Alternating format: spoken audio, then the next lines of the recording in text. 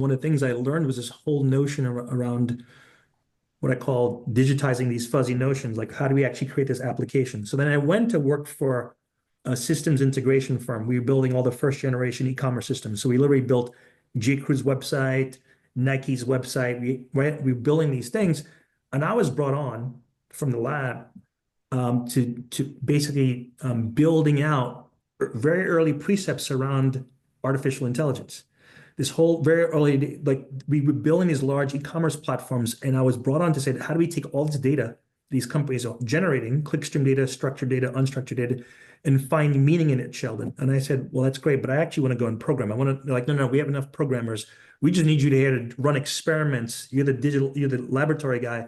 Run experiments on this data. And I knew that for me to draw insights, I had to sort of learn how to program. So I basically became a database engineer, and I became obsessed with developing structured and unstructured data. And I sort of made this discovery where I learned that most predictive models were done leveraging primarily purchasing data. So that's why the whole retail catalog business took off. Sears and Roebuck, remember those guys, JCPenney, they would send these catalogs or J.Crew based on people's historical purchasing activity.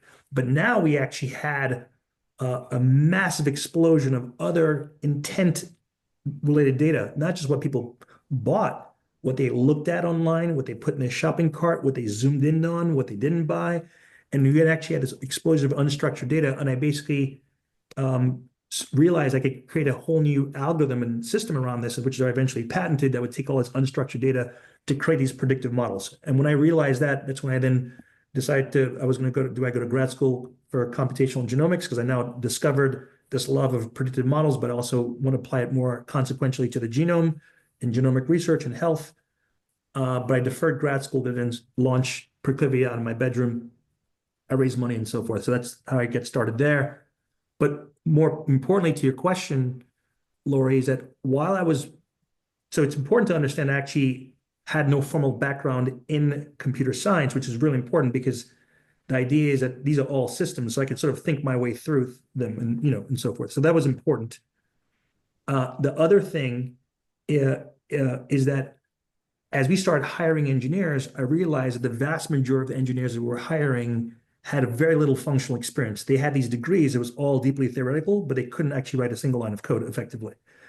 And that was at the highest levels, whether it's fancy schools like I went to or lowest levels, like across the board, we saw that.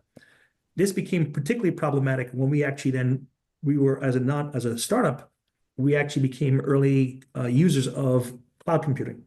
And when we were there, I realized that, again, the problem was that much more exacerbated. So I realized that there was a massive workforce imbalance. There's far more demand than the supply of these cloud engineers back in 2011 and 2012. These are early days of companies migrating to the cloud.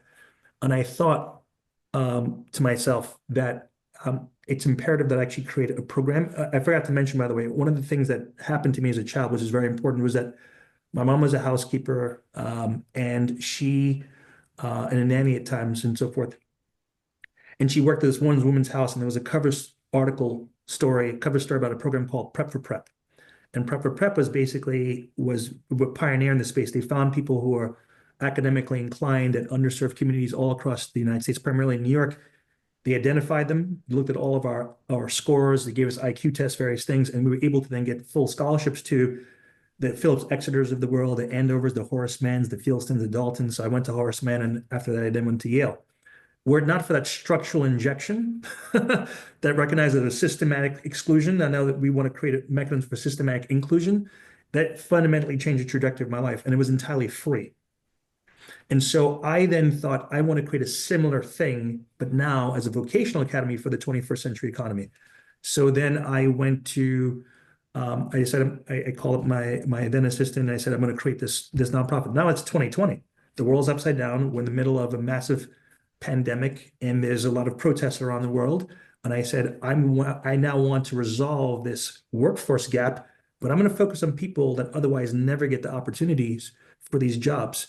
And so that's when I started Kura Labs. And I raised money. I went to speak to some people at the Carnegie Foundation and others. They wrote me my first check. And I went to meet with the CEO of NASDAQ. And she said, hey, you had us at Kubernetes. We're all in. And from there, trained our first 14 people. It was all free, all online.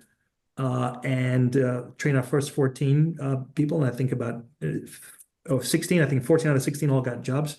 The average starting salary is like $100,000, and they're coming from households of $30,000. So in 6 months, changed the economic trajectory of themselves and their entire families. And many of them are still at NASDAQ and other companies to this day. And so I knew that it was a sort of, one could argue that we were one hit wonder. That was one summer. It was an anomaly. It wasn't. We've now 5 years into this thing, and now we've expanded to many other training tracks now.